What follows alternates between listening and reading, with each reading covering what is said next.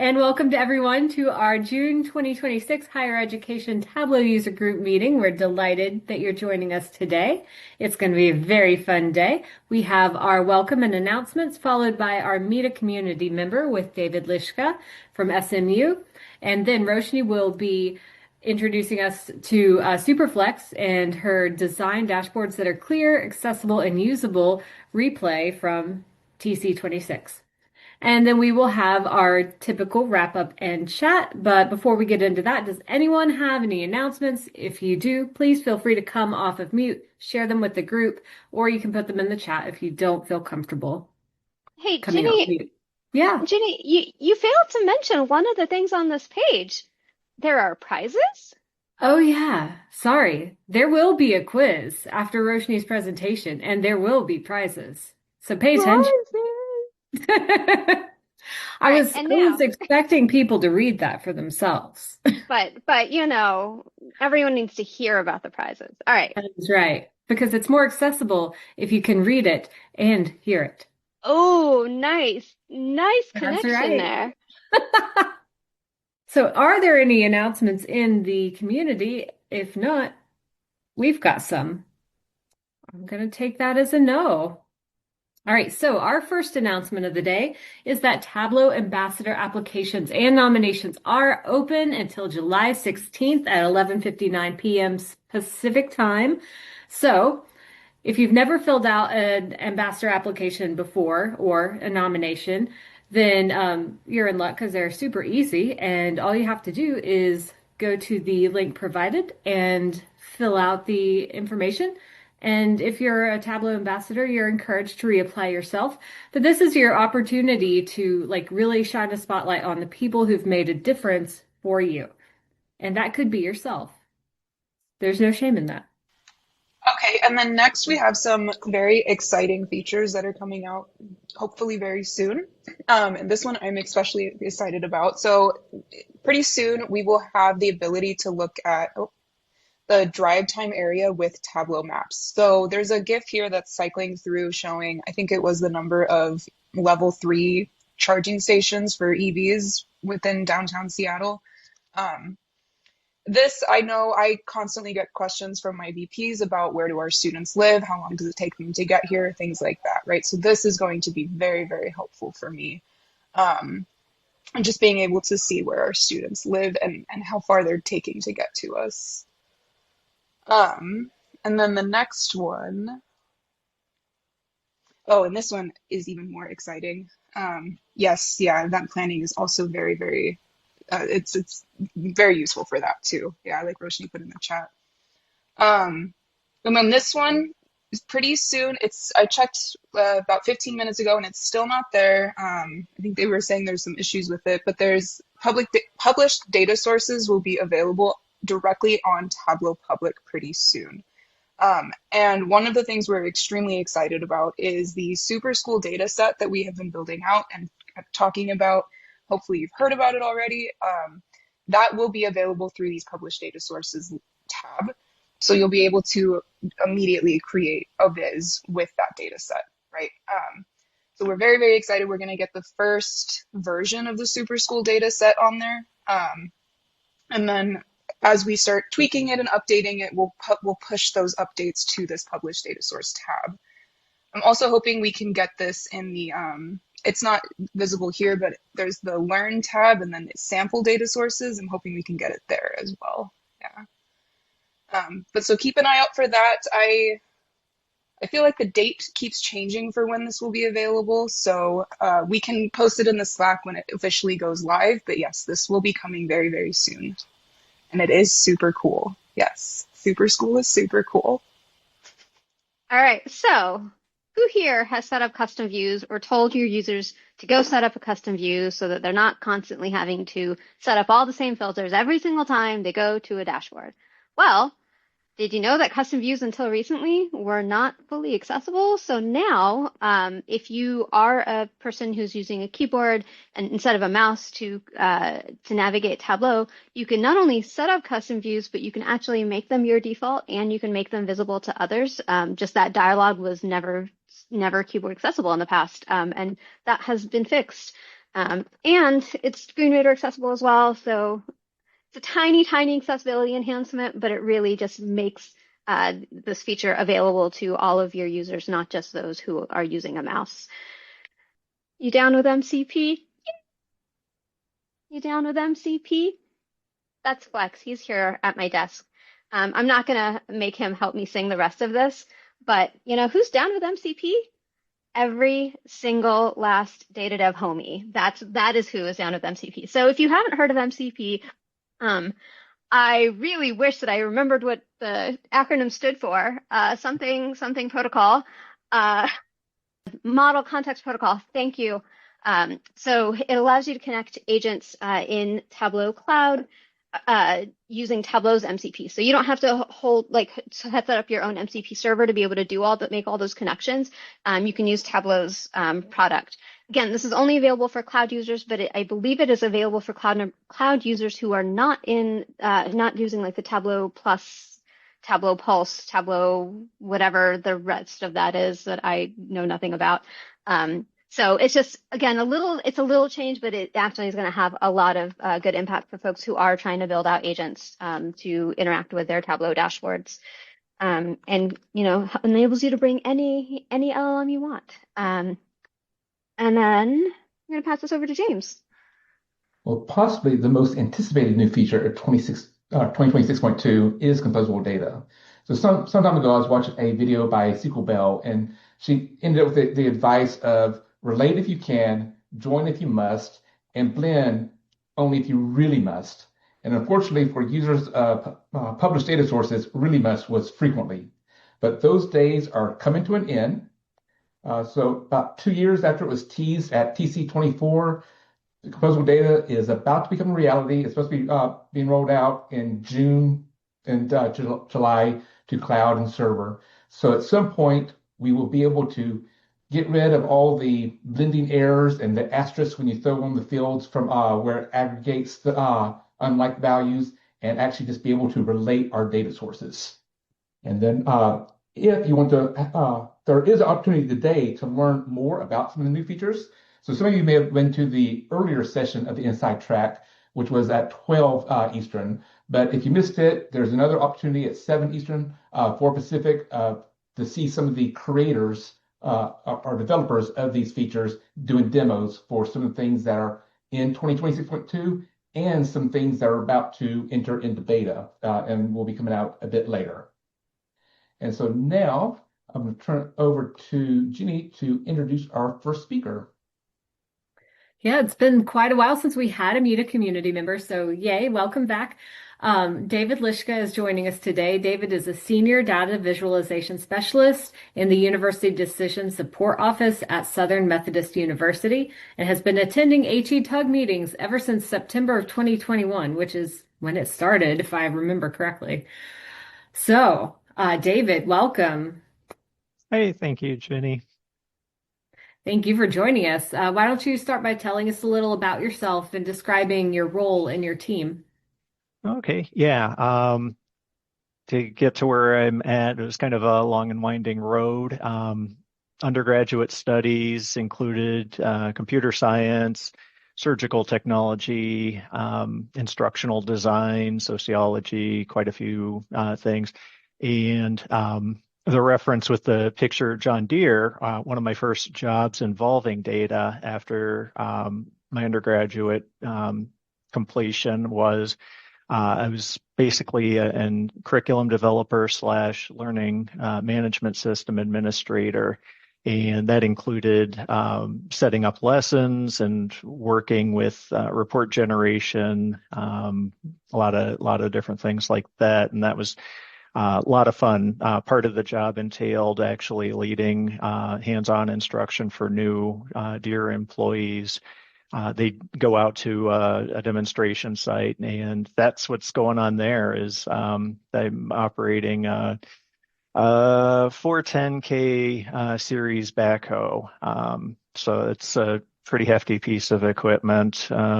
Upwards, I think around 200K is what the going rate for that was at the time.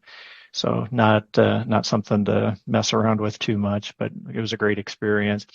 the other picture is kind of the most recent arrangement. So I skipped over a few places. Also spent some time in Wisconsin working in an HRS department.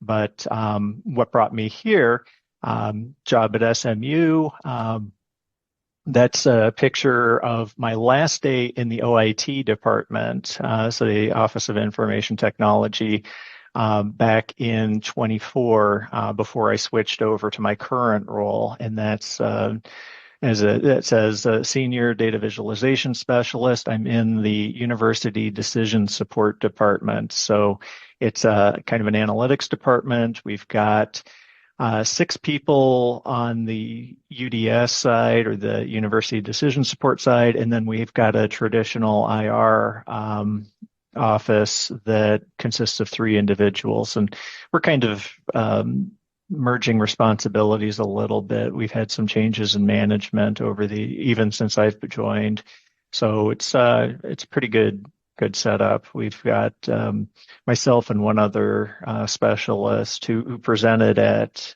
the Tableau conference this year, who do Tableau data visualization primarily, and then we've got a couple statisticians, student information specialist, things like that. So student data information specialist. So it's pretty exciting, very diverse position. Definitely. I love to hear about the interesting paths people take to get where they are, because it's never a straight once and done thing for people in our roles, is it? Indeed, yeah. I never would have imagined some of the things that have gone on, just to get me where I'm at now. So it's been really interesting for sure. So tell us a little bit more about the types of data that you work with. So one of the interesting things during my transitionary phase, and I've done a little bit to support it after the fact, my last position was primarily focused on research data and some operational data. Since I'm still here, there are a couple of projects that I had started that I've been able to carry over and wrap up. So did a few research projects involving kind of biogenetics and operational systems usage, both computer systems usage and like the emergency callback systems on campus. So I worked with our infrastructure team and tried to evaluate which of those were being used the most, where there might be gaps in deployment of those. If you're familiar with the ones I'm talking about, basically just single button emergency police summons or emergency service summons.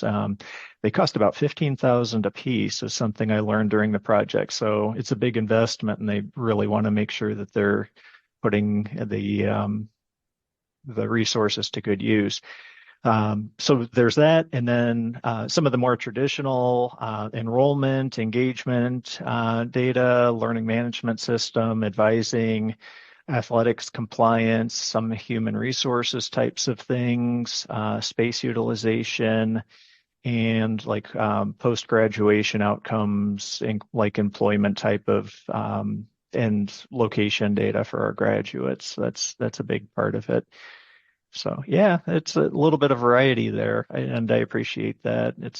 It's great not to be locked into one thing for sure. Yeah, it definitely keeps things interesting. So tell us how you use Tableau at work. Probably the same as most individuals, I suppose. A lot of content development.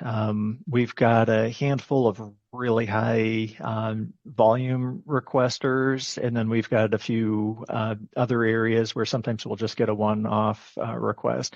Typically, the one-off requests will just be met with a query output solution or an Excel type of report. And then the more in-depth analysis will put together a Tableau dashboard. regularly because I deal with so many varieties of data. I will sometimes just create dashboards for the sole purpose of exploration, trying to figure out where outliers are, where there are gaps, if any of the assumed definitions with the data set don't line up with what's really there. I do use prep a little bit if I'm dealing with anything that's particularly if I'm bringing in data from multiple sources. So quite a bit of a little bit of variety there, but largely with our Tableau server. So most of the things that we'll put together, myself or my counterpart here, Salma Mirza, will set up data sources on our Tableau server, and we'll just push out some different dashboards to meet people's solutions there. Nice. Do you have a favorite Tableau project that you've worked on? As far as work-wise, it was probably this when I was doing research. We got we got two of the dashboards I put together published, and that was a really exciting moment. Published in scientific journals. So we had one that was in the Nature Communications, and then another one that was in Bioinformatics Advances. These are ones that I was talking about with the kind of the genetics, getting into that, and it had to do with gene expressions and different sequencing and stuff within earthworms. So apparently there's a big that's a popular research subject because there's quite a bit out there on it. But that was a good one. That was one of the best experiences I've had doing work with a faculty member and a postdoc. And the first one was actually focused on the dashboard. That's what it was. The one that got published in Bioinformatics Advances was just publishing the dashboard and talking about how it could be used as a tool and what it revealed about things. So that was particularly exciting that was the focal point. And then the other one, it was kind of assisted with research that they had going on. And the second one was I think I did a better job on that one, but it was not quite as original. So I don't know if I have a favorite child in that. It's the first one was really original. I met a need, my first kind of foray into that kind of level of research visualizations. And then the second one, I think I did a better job on, but a lot of it's conceptually carried over from the first one. It's just been set up with some different data, a couple different ways to look at things, but those would probably be my favorite. Those are pretty exciting and satisfying. I can't imagine how exciting it must be to have your work published in like a journal. That would be really neat. Thanks. So what is your, sorry, missed one. How long have you been using Tableau and how did you learn to use it?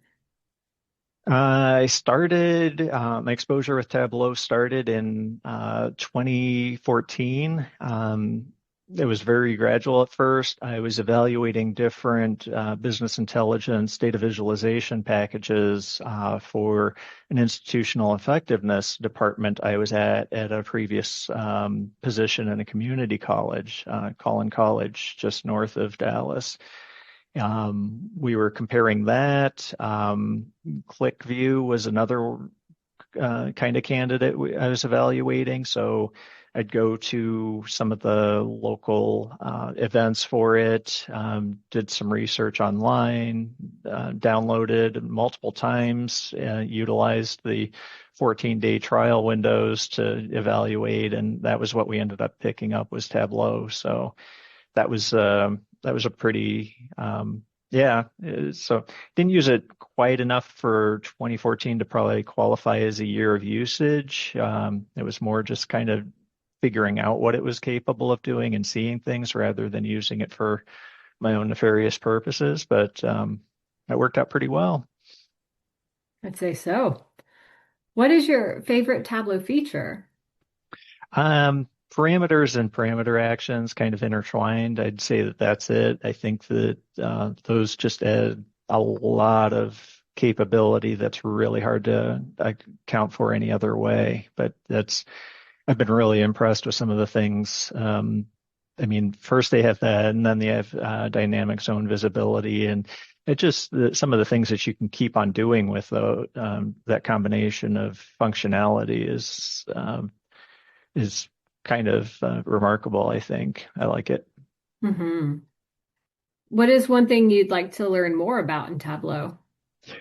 Not necessarily the Tableau features themselves, but perhaps maybe tied to it, but just becoming better at data modeling. I've never had a problem getting by, but I have a strong suspicion that I could probably do things better or more efficiently. That, oh yeah, you can't reuse this because you're setting it up this way, or and I've read some material, but that's a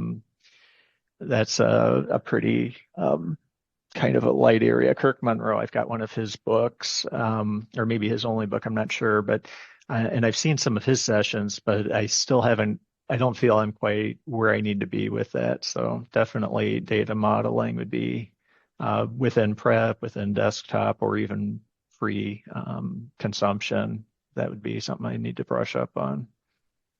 Me too. So, what is one thing you wish you could go back in time and tell Tableau newbie you?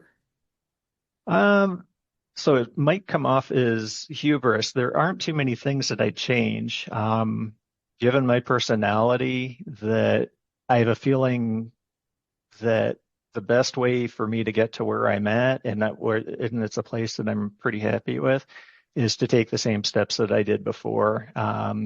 Me trying to tell past me that I needed to do something different probably would have not worked out as much. But if I was going to just in general offer recommendations, something that I did that I think really helped my developmental journey in Tableau, it's just within forums, whether it's within the HETUG Slack or whether like the general Tableau community Slack, just answering questions there.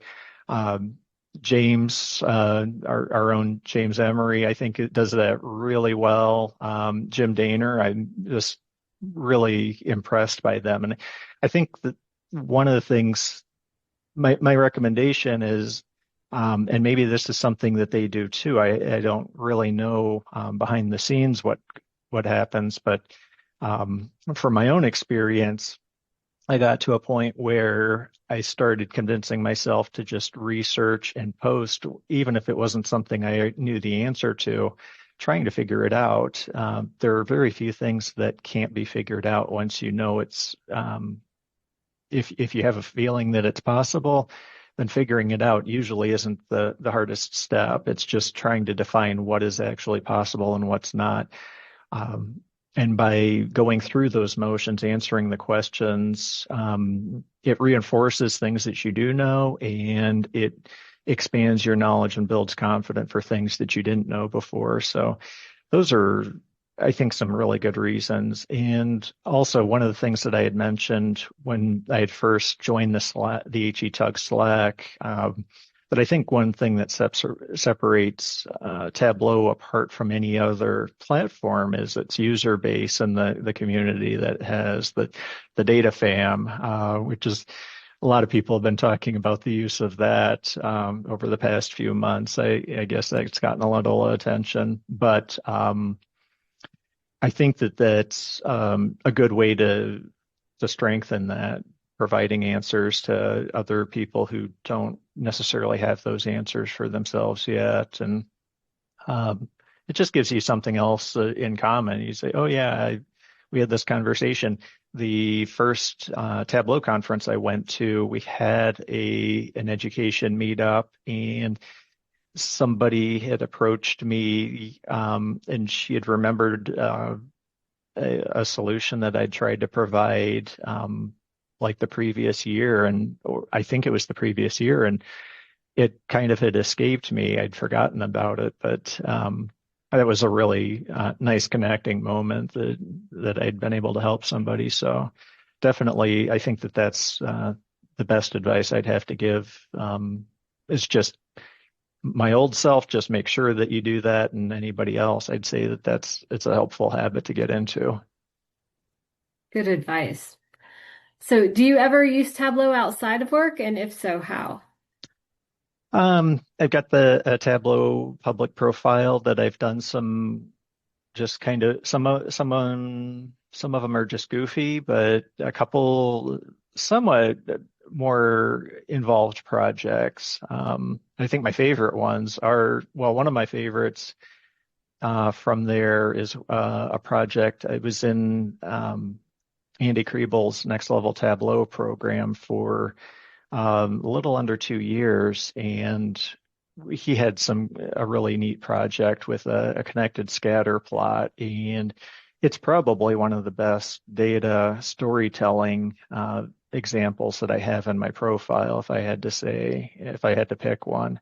So that was kind of one of the involved projects, but I've also had really goofy ones talking about or making fun of the radio stations that I think most states have at least one, where they'll play the best hits of the 80s, the 90s, and today. And the 90s stopped a long time ago. So this today, if you're visualizing it, is kind of gotten ridiculous. That was a really fun project. As goofy as it is, it's one that I am always entertained by. Says something about my level of maturity, I guess. But so yeah, sometimes I do that. I get myself in with the idea of setting up some projects. I've got this NATO one that I had a great idea for, and it's kind of stalled out. I've started doing the research, and the data that I was looking for, the only place I've been able to find it is in the, I think it was the United Nations fact books that are published every year that include a whole bunch of variables on different countries. And because I'm interested in NATO in this case, I needed to go back to a place that had data consistently measured since the 1940s. And unfortunately, the only versions of those reports I've been able to find are image-based PDFs, which means I can't just, with the older ones anyway, I wasn't able to highlight and extract the data by copying and pasting it into a table. So I'm going line by line for all the countries that have been involved in NATO since then, and this was also paired with the Soviet Union and just the history, how those had developed, what their areas of geographic areas and population, things like that, and how they compared. And that's been taking hours, quite a few hours, and I just keep going back and kind of chipping away. And that probably is, I just saw a post that AI might be a really good candidate for extracting that. So that could be worth looking at. That wasn't available when I first considered it, but maybe that's a good solution. It's quite the passion project.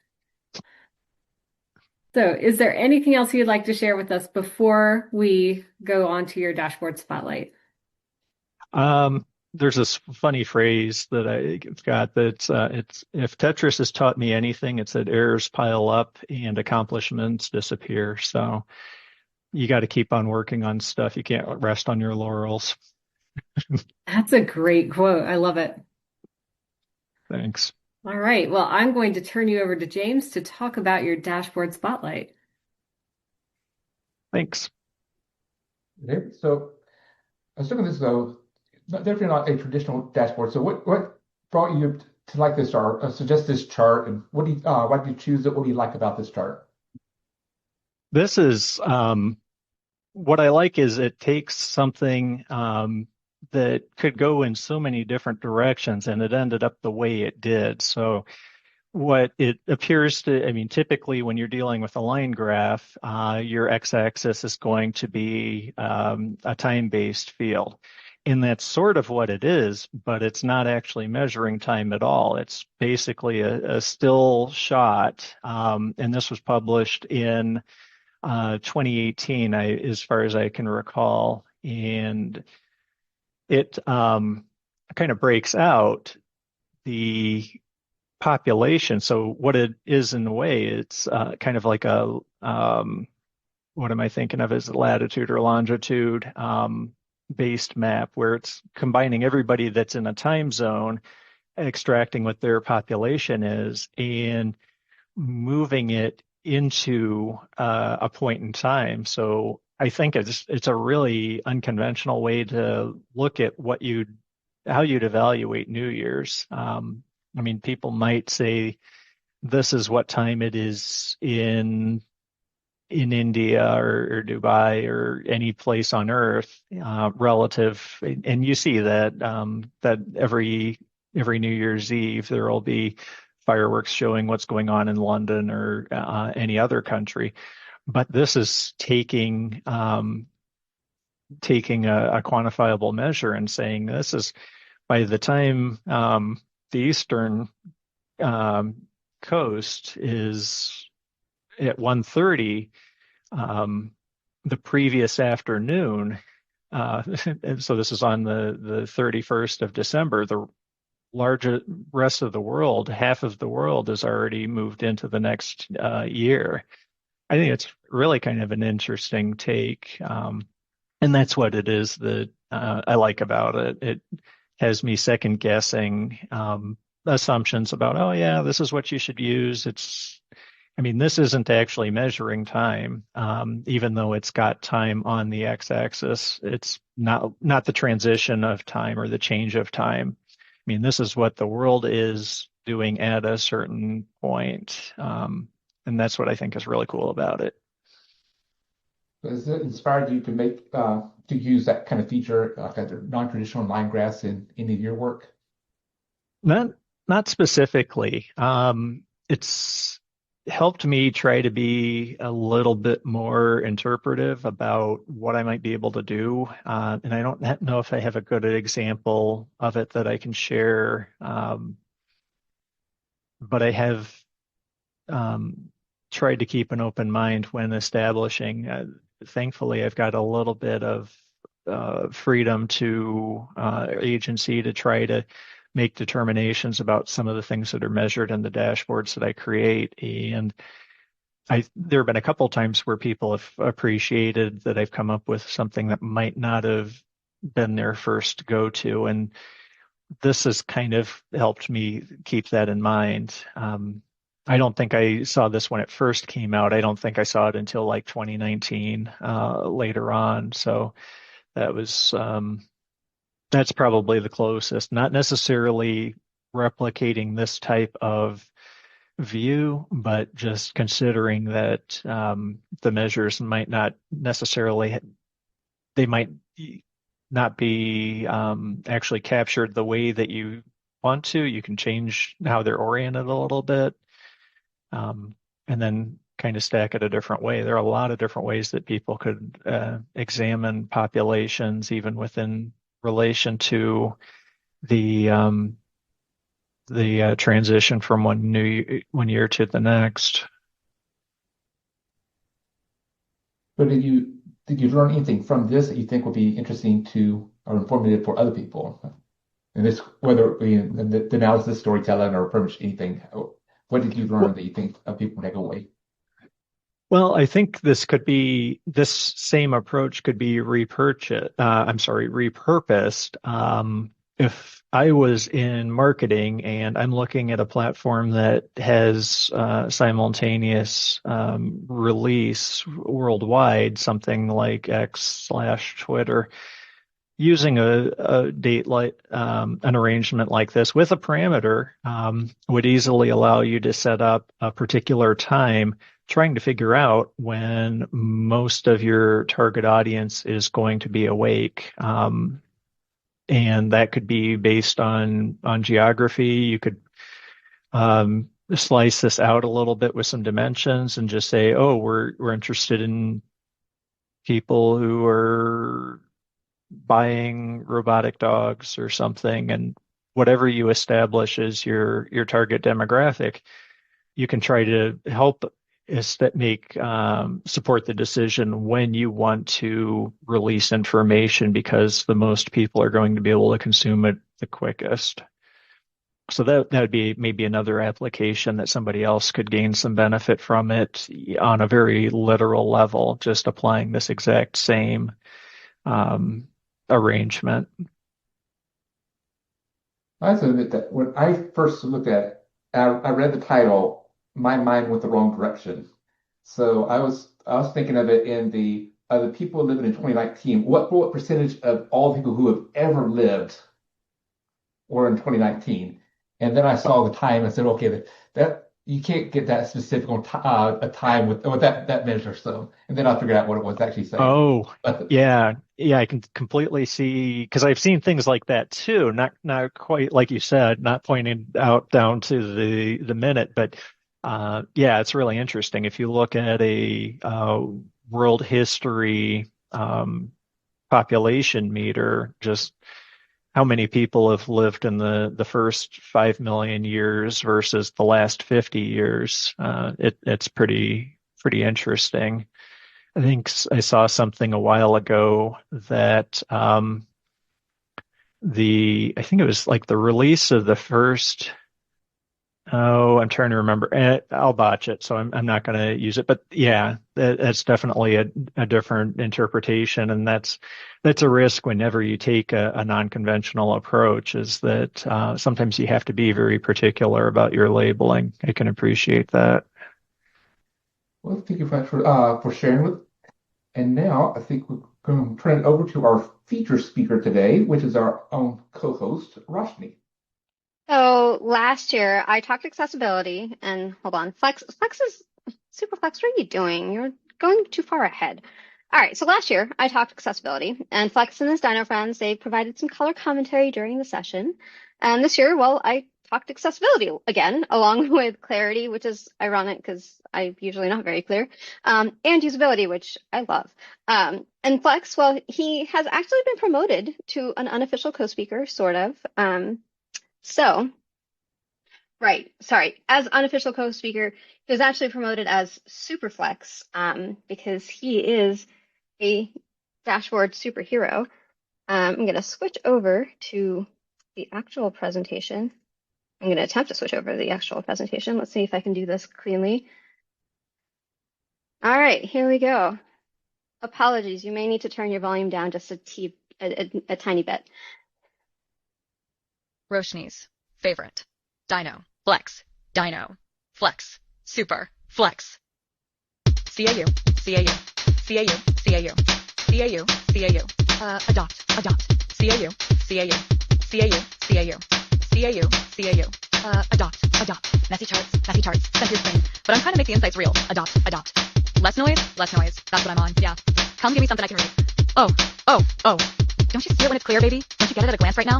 No more guessing. We've got some clarity. All you gotta do is just meet me at the CAU, adopt, CAU,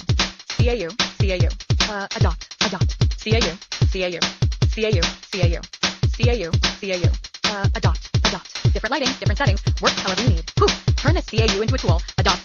I'm talking scan, tab, click, tap. Read it out loud. Come on. Alt text. That's what's up. Oh. Can you tab through with a keyboard, baby? Can you tap it on your phone right now? High contrast, it's more accessible. All you gotta do is just meet me at the CAU,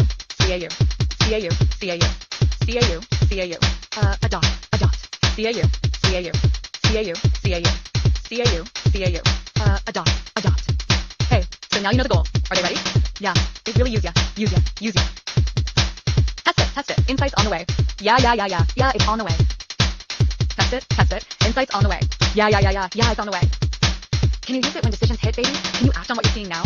No more friction. Made it more usable. All you gotta do is just meet me at the CAU, adopt, CAU,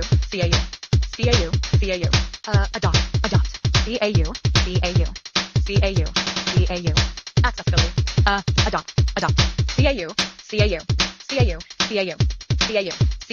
usability, adopt. Apologies. That was Superflex. I swear he made me do it. Anyway, so welcome to the CC Encore of design dashboards that are clear, accessible, and usable. And I just want to thank you all for coming, you all, the data fam. We heard the data fam mentioned earlier by David. It really is Tableau's superpower. And I can't wait to share some ways that you all can activate your real world superpowers when designing Tableau dashboards. So as you know, I've been here a few times. I'm Roshni, and I'm an analyst at MIT. And before I forget, here with me today is my unofficial co-speaker, Flex, the data dev mascot. Today, he's kind of more like my sidekick. You're okay with that, right, Flex? Oh, no. See, I told you he wasn't fine with it. Flex, no, Superflex, is actually the superhero here, and that is why he has the cape. So Superflex's origin story is the reason that we all, as Team Data Fam, have assembled here today. Long before donning the cape of a Tableau dashboard hero, Flex was honing his powers in the web development universe. In a related universe, there I was, doubling down on usability techniques and technical communication and training best practices. But our combined backstory, it gained us some data viz superpowers, and buried in those early data dev and usability back issues is a fully stocked utility belt of techniques that, plot twist, are basically cheat codes for data viz. So Superflex and I are teaming up today. Wait, am I the sidekick now? Anyway, we are teaming up to share some battle-tested UX techniques to help you level up clarity, power up accessibility, and tune up usability so that your end users can leap to big insights in a single bound, avoid villainous misunderstandings and data misinterpretations, and rack up more heroic aha moments. These dashboards, they won't just inform, they'll save the day. Capes optional. No, that's all right. Flex says no, capes are no longer optional, guys, so go get your capes. So how did we get here anyway? So every good superhero's got an origin story, and you're going to hear about ours. By day, Flex is the Tableau data dev mascot. I talk about him all the time. He's on my shirt. He's on my desk right now, too. And you probably have a lot of questions. So what exactly is data dev? Why does data dev have a dinosaur mascot? And why is that mascot named Flex? And is he doing yoga poses? Just side note, Sunday apparently was International Yoga Day. Anyway, we're going to start with the easiest question, which is what's the deal with the T-Rex? And the story goes that it all started with the original Tableau codebase, T.ex. They added an R for the R programming language, and thus a T-Rex was born. The way I read it, the folks behind Tableau are just a bunch of nerds who enjoy Easter eggs, dinosaur hoodies, and even full-on dinosaur onesies. So why is the T-Rex named Flex? Well, you see, he wasn't actually named Flex originally. Lots of cool things happened at TC26 this year. For example, I got to meet Tableau's Kelly Nessenblatt, who is just a total badass. And she was instrumental in helping me and Jenny and others get HETUG off the ground back 5 years ago. She's also part of the reason that DJ HETUG became a fixture around these here parts. Anyway, Kelly told me that Flex was originally named for the location of Data 1, the Tableau headquarters, the tower.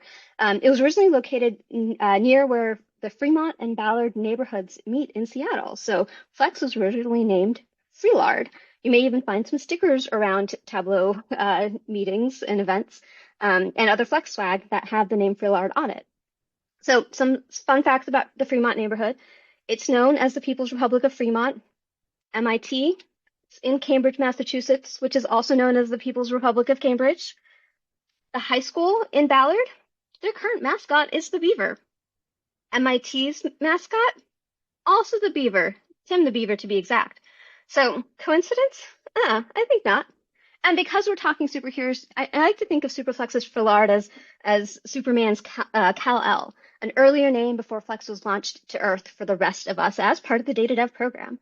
So the data dev program, it's all about giving you, the Tableau developer, some flexibility. So what types of flexibility? Tools within the data program or the developer program, they help you connect, extend, enrich, embed, and automate Tableau using APIs, Python, JavaScript, and so much more. And with data dev tools, you can schedule extract refreshes, you can load users and groups, you can dig into your metadata programmatically, including calculated fields, guys. You can build new chart types, you can get data out of Tableau, you can bring your own LLM to Tableau server, and do so much more. And man, that is a lot of flexibility that strengthens the Tableau ecosystem. That flexibility, well, that is where Flex gets his name. And you know what else is linked to flexibility and strength? Yoga. So yeah, you might find Flex in yoga poses occasionally. Turns out superhero poses and yoga poses, they're not all that different. So one of the superpowers of the developer program is the program. I know you're not here to hear about the developer program, but too bad. I got the mic. So there's a ton of documentation, examples posted on GitHub, and support. So much support from Tableau and from the data fam. There's a Slack space, just like the HETUG has a Slack space, where all sorts of users of data dev tools, data dev ambassadors, and Tableau staff, the folks who are actually creating and maintaining and improving these tools, are there to help you get started and work through thorny issues. Even Superman doesn't work alone. That's why the Justice League exists, and the developer program is the Data Dev Justice League. So during the pandemic, Tableau hosted a few learning projects, including some mini challenges and a bingo challenge. That's why Flex loves bingo. They included some beginner, intermediate, and more expert challenges to just help you learn about each of the APIs. These days, the Data Dev ambassadors have set up the Data Dev Quest challenges and the Data Dev Tableau user group to help support folks as they learn to leverage all of the magic in the developer program. But those mini challenges during the pandemic, that's actually how Flex and I met. He was my prize for completing all the mini challenges, and sometimes, I don't really think of him as a prize. Sometimes he's more of a challenge. Anyway, everyone's journey into data dev and data viz begins somewhere. It's through curiosity, it's through trial and error, it's through support from others. And that support system, the data fam, the resources, the whole world of development, that is Flex's superpower.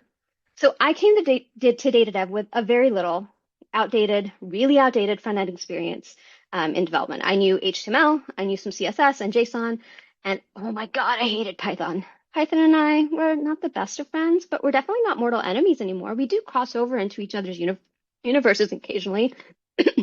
Unfortunately, that song you heard earlier was the result of one of those, so maybe we should cross over a little less. Anyway, what I loved about front-end development was all of the user experience bits. I love understanding how things work under the hood and how people's brains are working, whether it's when they're communicating through language, I was a linguistics major, or when they're interacting with the things that I build for them. And I was lucky enough to work with an amazing group of folks on the MIT Libraries UX or user experience team. They conducted experiments on the library's website, on search tools. And if you think putting a dashboard together is really hard, back in the knots, that's like 20 years ago, folks. The MIT Libraries folks are trying to stitch together hundreds, thousands of library databases and resource guides to help the MIT community, faculty, staff, researchers, students, all of those folks find all the journal articles and the books that they needed electronically or in print to do all of the amazing things that we know that folks in higher education do every single day. And they did that during my time in the libraries through a homegrown but quite powerful search tool, almost like a search dashboard of sorts. Most importantly to me, they were committed to making it really easy for folks to learn and use those tools. So from creating clear language and structures to building accessible and usable interfaces and experiences, the libraries provided me a gateway into a whole toolbox of techniques that I've brought with me into my data practice. And that toolbox, those are my superpowers. And Flex and I, we're going to help you build your three core powers today: clarity, accessibility, and usability. How people see, access, and act on your data. So let's get started by getting some things clear on purpose. So clarity is fundamental for dashboard comprehension. If people don't understand something quickly or understand what they're looking at quickly, they won't trust it, and they definitely won't want to come back to it. So leveling up clarity in your Tableau dashboards, it's all about reducing effort for your audience and helping them see what matters without having to work for it. Clarity is all about control, restraint, focus, and calm power. So a cognitive load is the amount of thinking your dashboard asks people to do. It's a tax. Every chart, every label, every choice adds weight. And the heavier the load gets, the slower people are, and the more likely they are to misinterpret what they're seeing. So our goal right now is really simple: lower the tax. There's a line from Superman that kind of sticks with me. I feel like I live in a world made of cardboard. So for Superman, everything around him is fragile. And for our users, dashboards can feel the exact same way. Superman doesn't, those dashboards, they feel overwhelming or brittle, easy to break. And Superman, he doesn't use his strength casually. He controls it because he understands the consequences. So good dashboard design, it works the exact same way. When we reduce the cognitive load, we're not dumbing things down, but instead we're going to use restraint so that people can move faster and with confidence. So let's look at an example. Every hero goes on a journey, even Superflex. So when we started our Tableau Conference 26 trip planning, Flex wanted to visit all of the sites, all those red dots. So many red dots. So we started with this very massive list of, quote, can't miss sites, and narrowed it down to these 4 stops. We're focusing first on picking up our conference badges at the convention center. Then we stop by Petco Park for a meet and greet with the San Diego Chicken. We're going to head north to the San Diego Zoo to see the laughing kookaburras, and I want to see the elephants too. And then we hit up the USS Midway to check out the planes before heading back to the hotel. Flex even named this itinerary. You can see that right up there. It's up in the sky. It's a bird. It's a plane. It's Superflex. Well, so that simple an itinerary is the equivalent of a clear dashboard. It's focused. We're not stopping in a zillion places. It has a clear title and it tells a story. It features some purposeful interactions. There's birds, there's planes, and of course, lots of pictures of Flex. And it helps us get to the insight that San Diego has so many fun things to keep Superflex occupied. So before we jump into dashboards, I want to zoom out for a moment. And one of the fastest ways to improve clarity is to recognize where it occurs already outside the world of data. So, because I love data dev, I'm going to make you guys look at the data dev Quest homepage. It's not a dashboard, but it does exactly what we want our dashboards to do. It reduces effort, it guides attention, and it makes it obvious what you need to do next. So think of this like Superflex studying other heroes. Even with all of that power, he still learns how to fly from others. So we'll walk through the Data Dev Quest website really quickly, and I want you to listen for decisions that feel familiar. So because you can absolutely make those same sorts of decisions in Tableau. And we're going to follow a single path through this site and see how the design helps us make the decisions along the way. So the first thing clarity gives us is orientation. On Data Dev Quest, the structure is obvious. There's a header at the top, there's a core message front and center, there's supporting context underneath, and then there's just generally no guessing where to look first. The visual hierarchy, it all makes that decision for you. And this is huge for reducing cognitive load. The user doesn't have to scan, they don't have to search, they don't have to decode. In superhero terms, this is kind of the soup. Without a strong structure underneath, all the powers, they just fall apart. So let's click the next obvious step, which is that big blue Browse Challenges button. And this is where this design, again, starts to do some of the thinking for us. We begin with everything, but we don't have to process everything. And the page gives us a way to narrow intentionally with the filters. So let's say I'm new, and I want to choose beginner. And this is where and as we filter, the page removes more of the work for us. So, I'm going to click again to filter to the REST API. And again, more focused, a clearer signal. And now a clear option, simply from the coloring here, starts to stand out. I didn't optimize, I didn't analyze every card. I just followed the path that the design created for me and landed on this challenge of generating a PDF. Before I read anything else, I kind of already understand a lot once I click that page.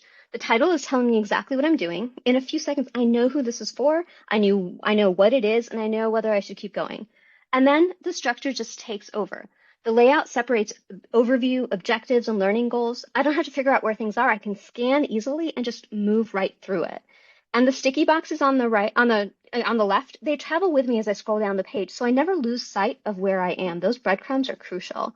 And none of this required any instructions. The design, again, did all of the work.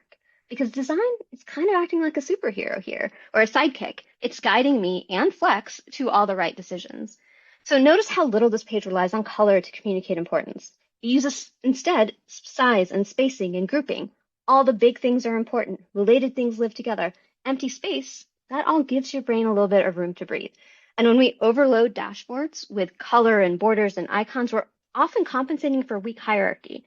Superman, he doesn't need to shout. He just stands there and, Superman's.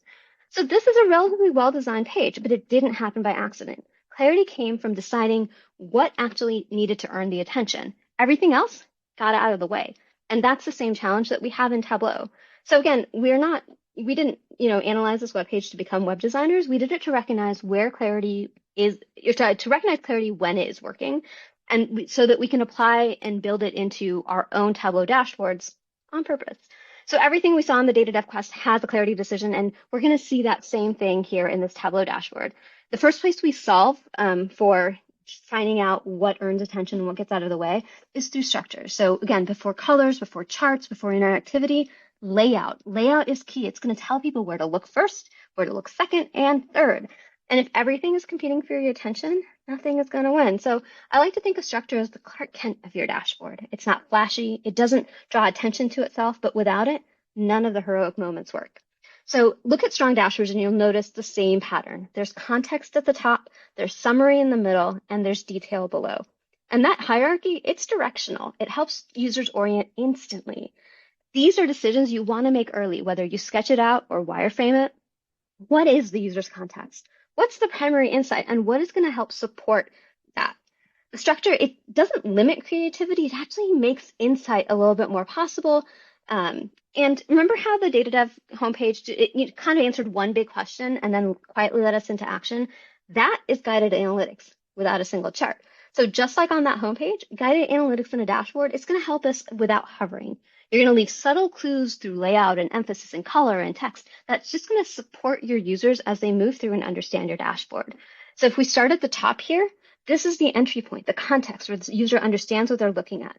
Then we move into signals, the key metrics that tell us how things are going. And from there, we go deeper into the explanation. So just like in a presentation, there's a natural flow. You tell people what you're going to show them, you show them, and then you reinforce it.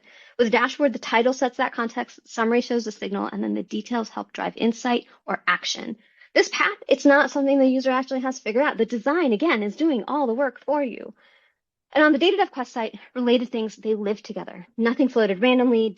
Dashboards, the same, they send the same signal whether we intend to or not. So when elements are close together, people assume that they're related, whether you meant that or not. And just because you can show something doesn't mean it belongs here. Grouping forces you to be intentional about your relationships. So here we've got an example where the student information floats weirdly, KPIs are spread out inconsistently. There's some grouping, but is it the right grouping? The attendance rate KPI is visually close to the assessment detail. The layout is suggesting some relationships that aren't real. So let's look again at Ella Todome's actual visibility dashboard, not the bad version that I created based on her good version. So if you do want to hear more about Ella and her VOTD dashboard, go watch the March 19th spring break TUG meeting that was hosted by the Tableau Public TUG and a bunch of education TUGs like Higher Ed, CCC TUG, K-12 TUG. I can't remember who else, but I know there was another one or two in there. So Ella's design is clean. Everything that is part of the context is here at the top. It's grouped together. The KPIs are the focus, and they're front and center, and they're big enough to be seen clearly. And then the detail charts are grouped, making the relationships between them a little bit more obvious. So grouping, that's telling us what belongs together. So we've got to ask the next question, which is what belongs here at all? So just like on the homepage, more clarity comes more from what we remove than what we add. So who here has heard of Edward Tufte? Tufte rallied against chart junk, things like grid lines and legends and labels and colors and backgrounds and all those other decorative elements in a visualization. If you remove all the chart junk and make the viz the chart and about the data and only the data, that is going to make your chart better, right? Any elements that aren't part of the data, if they don't earn their place, they're distractions and they need to be removed. So simplifying, oh my God, it can be really, really hard and uncomfortable, but restraint is a form of strength. So while many view Tufte's approach as minimalism, I'd like to reframe it a little bit more like focus. So for the KPIs, Ella's dashboard has this option to search trends instead of the simple overview. And I've taken one of those trend charts and made it a little bit intentionally cluttered. So first, look at these grid lines. Like they're heavy, they compete with the data instead of supporting them, so we can get rid of them. We've kept the remaining line between spring and fall. It's not a true grid line, but it does add meaning and it delineates the semester boundary.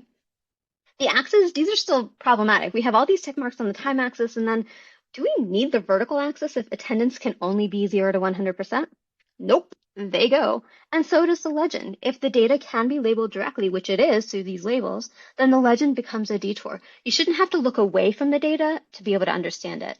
And sometimes it's just redundancy. If something is already clear, repeating it doesn't add clarity. It adds noise. So we get rid of that too. At this point, the data hasn't changed at all. All we've done is remove what wasn't helping.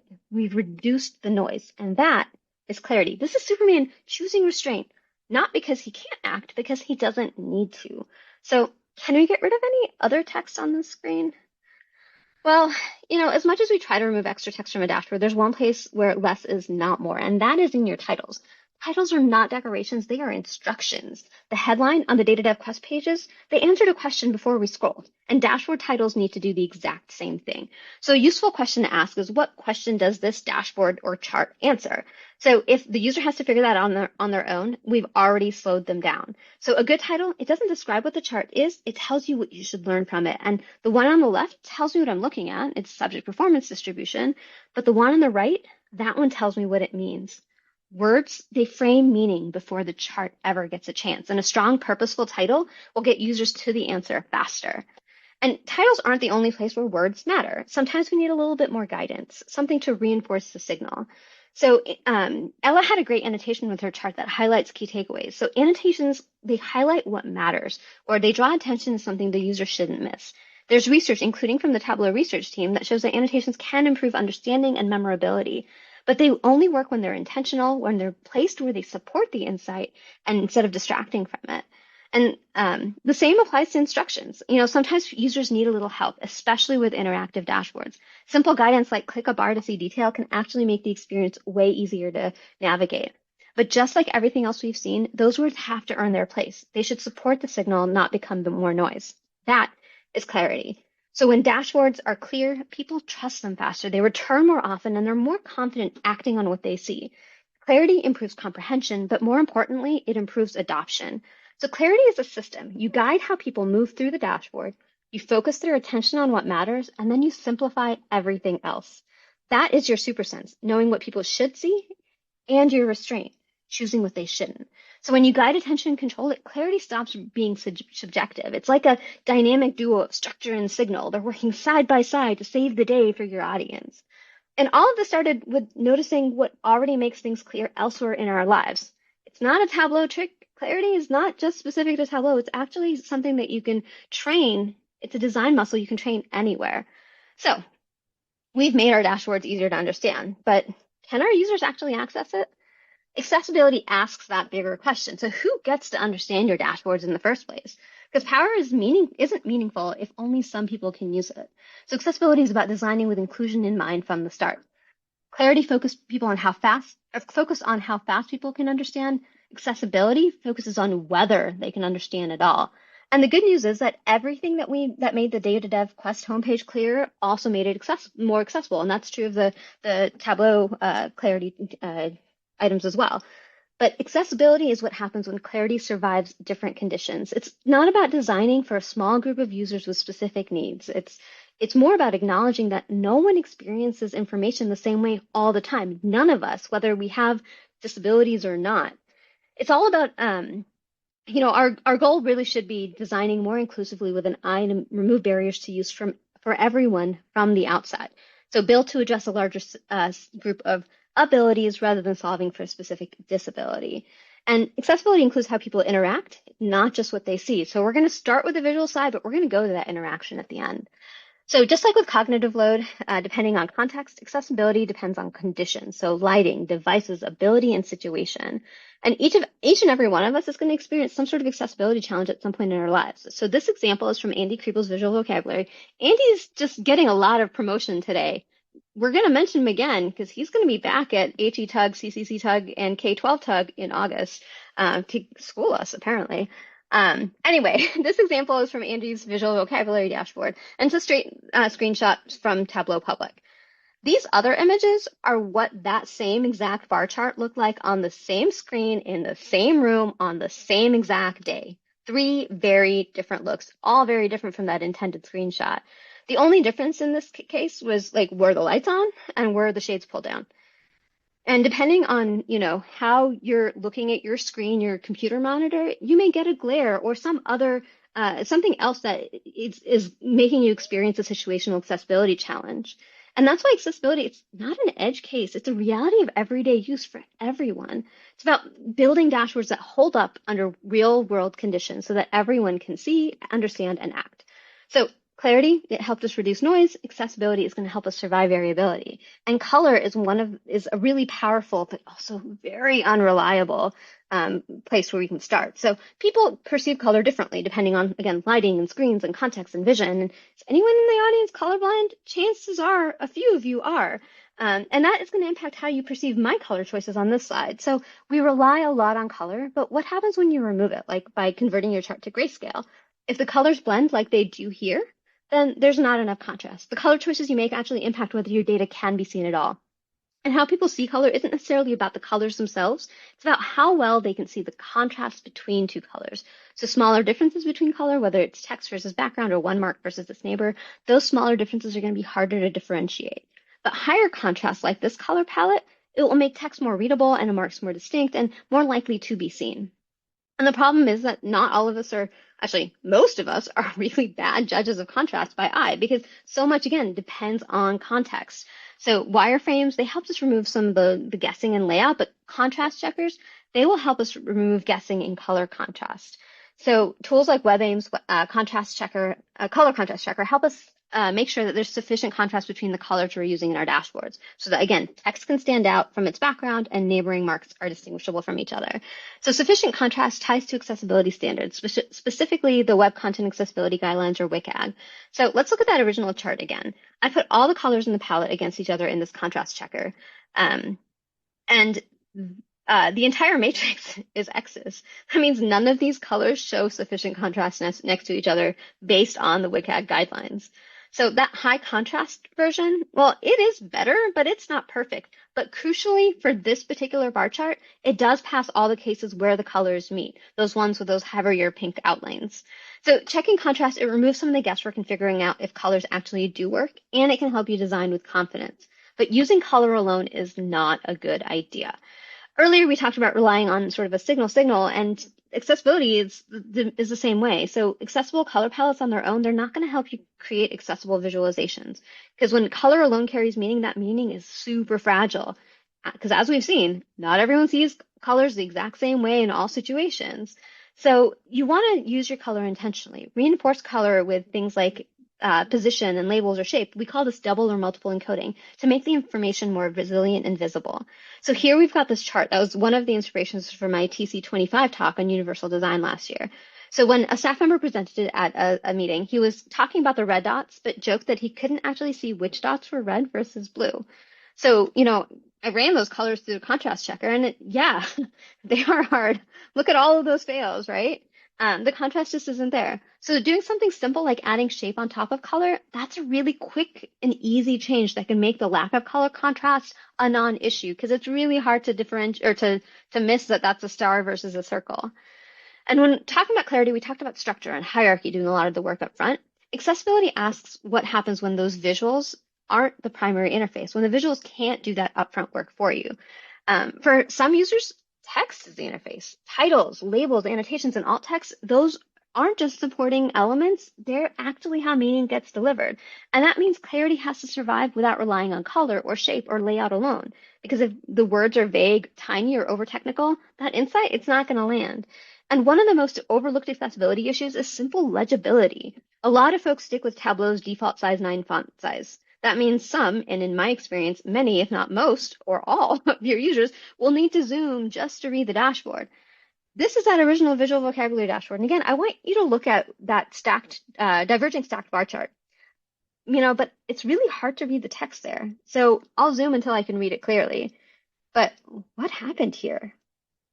So I can read the labels now, but I actually can't see the full chart anymore. I have to scroll both horizontally and vertically to see the axis to determine scale. So if someone has to zoom to read a dashboard, the design, it didn't hold up. It broke. Zoom doesn't fix the problem, it just exposes it. So when people zoom, context disappears. The hierarchy collapses. Interactions, they stop working the way you intend for them to work. So accessible text from the start means people can understand and navigate and act without workarounds. So power that can't be seen or heard, it can't help anyone at all. So accessibility, it's all about what makes clarity resilient. So I talked about how text carries meaning alongside visuals, but what happens when visuals disappear entirely and you have to rely on alt text? So alt text is a written description of a visual that's read aloud by screen readers. Then oh my God, I've forgotten Ben's name. Ben from University of Illinois, Ben Snyder from University of Illinois, talked a lot about this at his HETUG session in May. Was May. Yes, it was May. But a screen reader is assistive technology that literally reads out loud what is on the screen for users who have low or no vision. It's how people who can't see a dashboard or a chart access what it's communicating. And I want to encourage every single one of you to try to navigate a dashboard, one of your dashboards with a screen reader. Mac's VoiceOver app is installed by default. There's a free Windows app called NVDA. Try it for 30 seconds, and I guarantee it's an experience you will not forget. So how do we make that experience a little bit better? The answer is very simple. It's alt text. Alt text isn't about describing the chart. It's about explaining the insight. It's not about answering the question, what is this chart? I don't care that it's profit by category. That's not very helpful to me if I can't see the chart. Alt text, you can think about it like the accessibility version of a purposeful title. It explains meaning, not mechanics. So good alt text answers the question, what should someone understand from this chart if they can't see it? Like a good title, it explains what the chart means just without the chart. So in Tableau, you can customize alt text for a viz and for a dashboard. The goal isn't to narrate every single element. It's to communicate the insight that someone needs to know. So Miles Comiskey at the Information Lab has put together a really great workbook on keyboard navigation in Tableau. And in his example, the alt text shares the key insights. Which months had the highest and lowest sales? It's the two bars that are highlighted on the chart for those who can see it. And here is the Miles method. This is Ben's term for it, the Miles method. Here's what it took to get all that alt text to work. It is a lot of work, but this work is kind of worth the squeeze. So accessibility is about more than just vision. It's also about how people interact. So keyboard users, mobile users, anyone who's not using a perfect setup might need something different. Because if your dashboard is only working beautifully with a mouse on desktop or laptop, it's not really accessible. Keyboard-friendly design is really about predictability. So users should always know where they are, where the focus is, and where it's going next, especially when they're navigating with a keyboard. And just like we saw with page structure earlier, dashboards need logical order. So focus should move the way people expect it to move, left to right, top to bottom. So when focus jumps unpredictably or if it gets stuck, users just don't slow down. They get lost, they get stuck, and they start to lose trust. So here's what we expect the order to be on the dashboard from this dashboard from Superstore. You start with a title, you go to the KPIs, and then you go to the map, and then there's filters, and then you go down to the monthly charts on the left, and finally the one on the right. But this is what actually happened. So everything's good until we get to the filters, and then it goes down to the chart on the right first. Do you know why? 1 pixel, 1 single pixel. I switched this view to use floating objects, and the top alignment in those two charts was off by 1 pixel. Tab order went to the one that was closer to the top, the chart on the right. So in Tableau, good keyboard navigation often comes down to structure. So vertical and horizontal layout containers, they can help establish a clear hierarchy and a reliable focus order. Floating objects, you can still do it with floating objects, but there's a little bit more checking that you end up having to do. It just makes it harder because the structure disappears.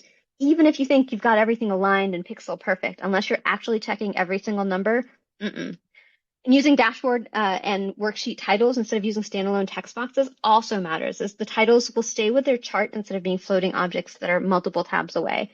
And when keyboard navigation works, users don't have to fight the interface to get with their answers. A true hero doesn't leave you lost, and good design makes that path clear, even when you can't see it.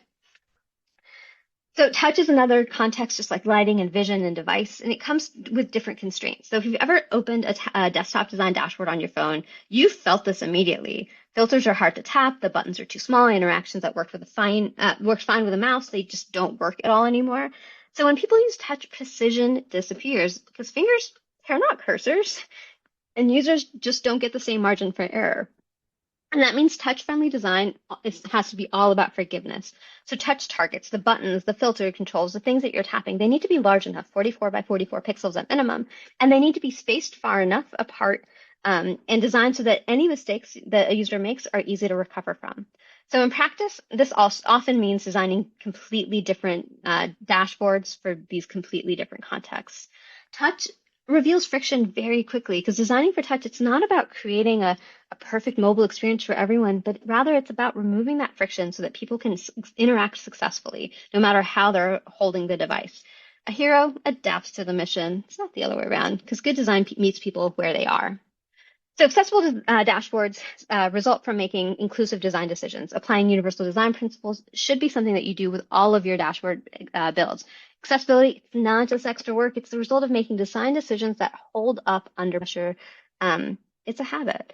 So accessibility is the power to remove barriers so that your dashboards work for everyone and not just under ideal conditions. Because once people can see and understand and interact with your dashboards, that last question is really, does it help them to do anything? Because if clarity makes meaning obvious, it helps people understand, and accessibility makes it available, it helps them engage, then usability is what lets them actually act. So we spent, oh wow, I'm running low on time. So we spent most of this journey making dashboards clear and accessible.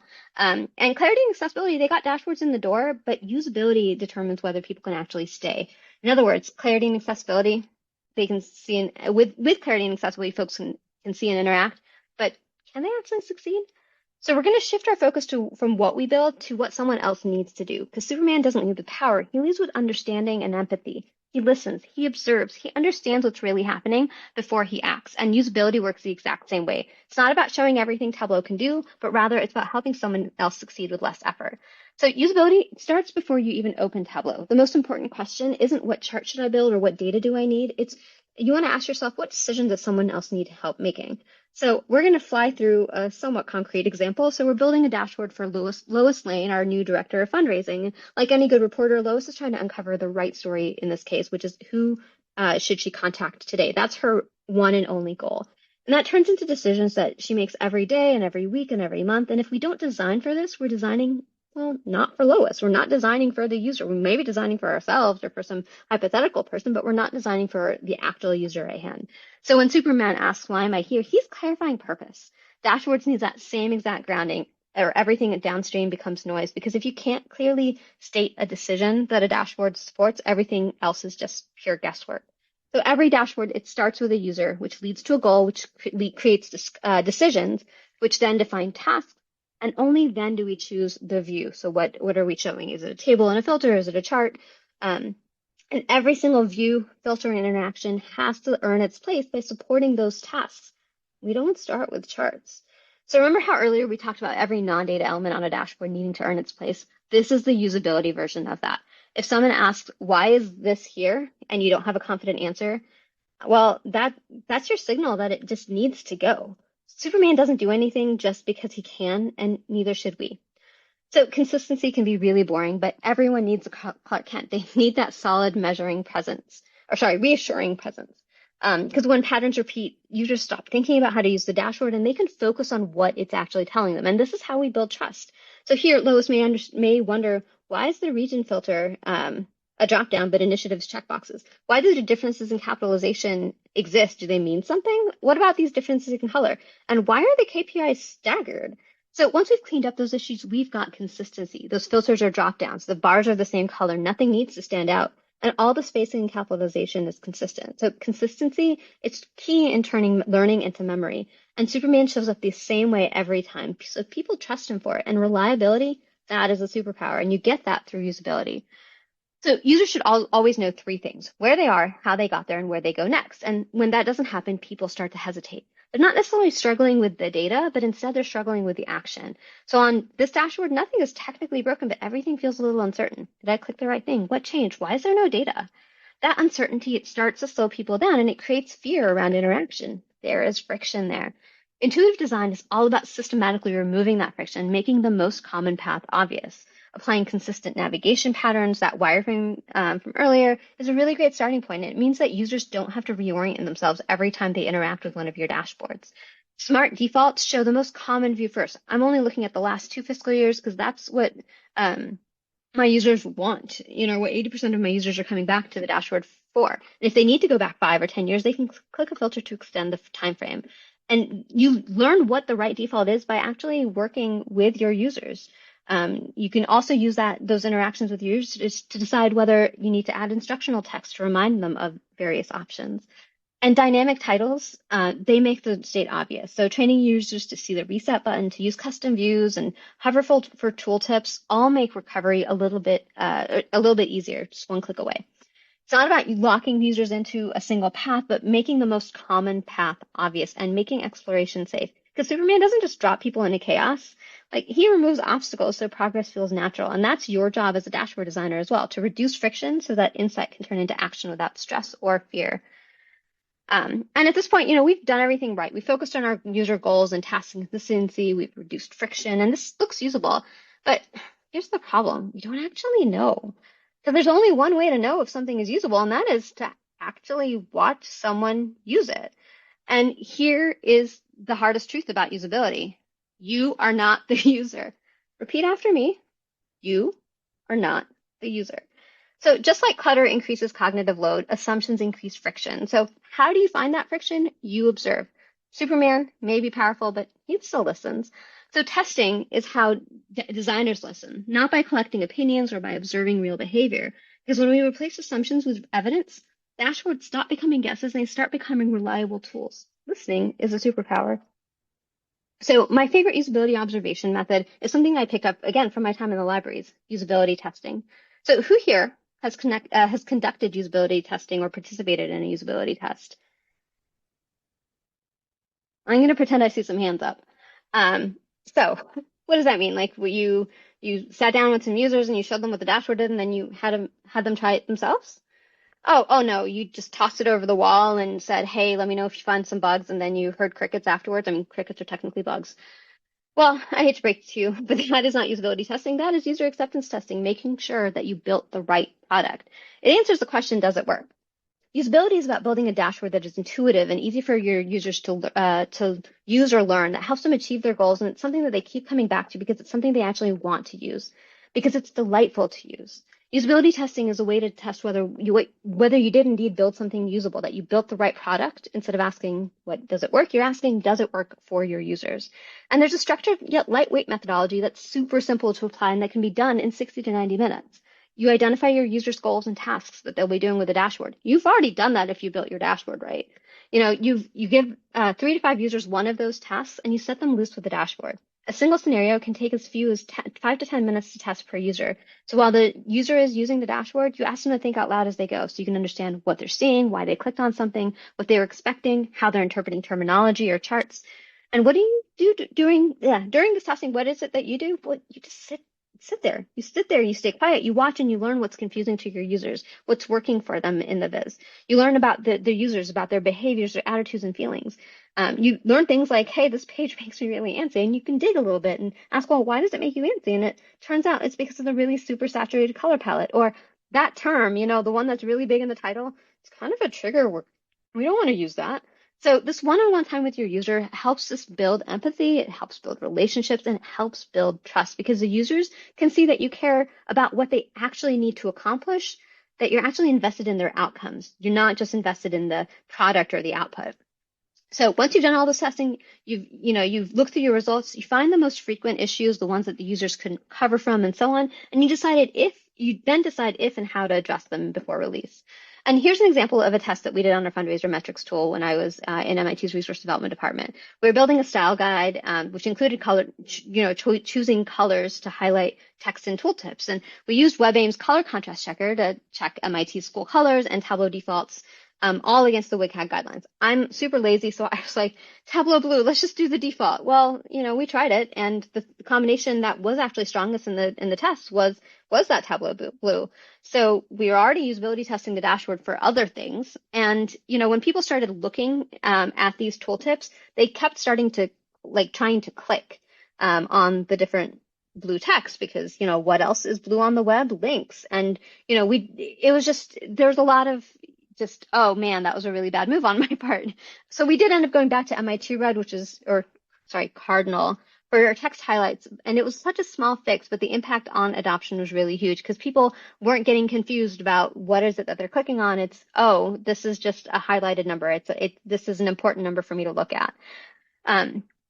So watching and listening early is your superpower here. Usability testing, it doesn't validate our brilliance, it reveals our blind spots. And it doesn't just end at launch. It's the start of reality, usage patterns, drop-offs, feedback. It tells you what's working and what isn't working in the real world, not just in your little testing lab. So you can look at server or site admin tasks tab, tasks to see who has viewed what dashboards. You can shadow them the next time they're using your dashboards. All of these observation methods can help you see where your users are getting tripped up, where they're switching to other tools. And you can see the pain points, the interactions, and even ask them about, what is it that they actually are doing with this dashboard now that you've built it? Is it actually what you built the dashboard for in the first place? Is there something else that they need that would actually help them do whatever it is their goal is a little bit more easily? And, sometimes the goalposts do end up shifting when you have those types of conversations. Because, we don't want to always be reopening a dashboard to make changes.